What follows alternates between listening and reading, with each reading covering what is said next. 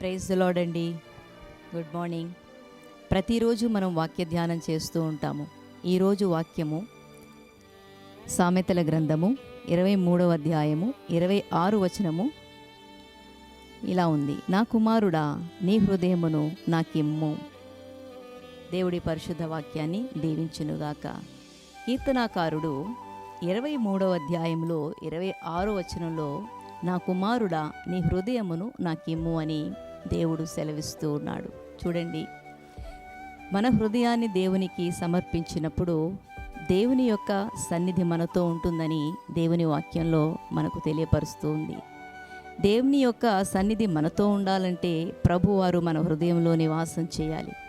ఆయన నివాసం చేసినప్పుడు మన చెంత ఎటువంటి పాప దోషములు ఉండకుండా దేవుడే మనకు సమస్తమును కలుగు చేసి సహాయము చేసి సమకూర్చి కృప చూపించే దేవుడై ఉన్నాడు. తల్లిదండ్రులకు విధేయులై ఉండుట, అదే విధముగా పెద్దలకు విధేయులై ఉండుట, ఏ రకముగా కూడా దేవునికి అవిధేయత లేకుండా ఉండాలని దేవుని వాక్యం మనకు చెబుతూ ఉంది.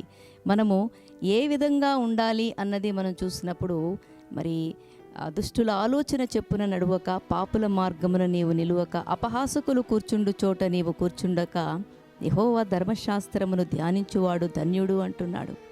ఆ ప్రకారంగా మనం జీవించినప్పుడు, మన విశ్వాసమును దేవుని సన్నిధిలో వెలపడుచున్నప్పుడు, ఆయన సన్నిధిలో మనము నిత్యము ఆయన కొరకు వేచి ఉండి ప్రార్థించే వారముగా ఉన్నప్పుడు, మన హృదయాన్ని దేవునికి సమర్పించినప్పుడు, ఆ హృదయమును దేవాలయములో ప్రభు అయిన యేసుక్రీస్తు వారు రక్షకుడై, విమోచకుడై, సహాయకుడై మన చెంత నివాసము చేస్తాడనేసి దేవుని వాక్యంలో మనకు తెలుస్తూ ఉంది.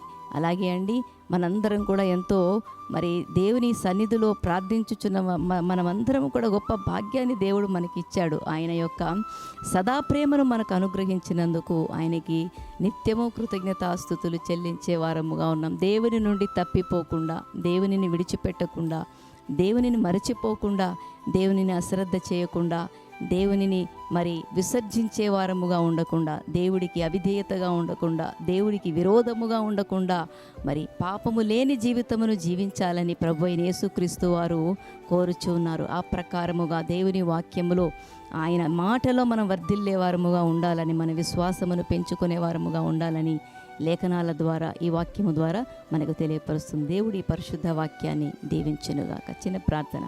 మహాపరిశుద్ధుడవు, మహోన్నతుడవు తండ్రి, మీకు వందనాలు, స్తోత్రాలు నా నాయన.